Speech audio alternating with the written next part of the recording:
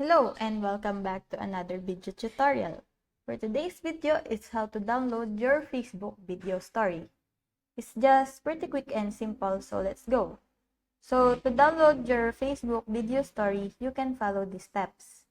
First is open up your Facebook app and make sure you're logged into your account. Then go to your profile picture.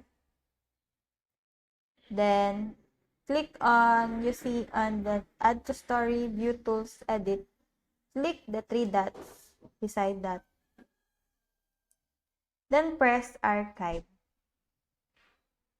Archive button is to view your previous stories. Now press story archive. Then locate the video story that you want to download and click to open it. Now press the three dots. And here you can see save video. Just press that. So it's now saving and it's already saved. Now you can check your gallery if it's already saved on your gallery.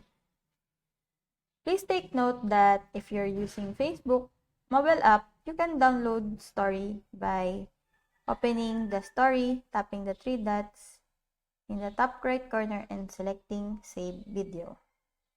So that's it. I hope that this video helps. If you have any questions or comments, can you put it in the comment section below and make sure to subscribe and like.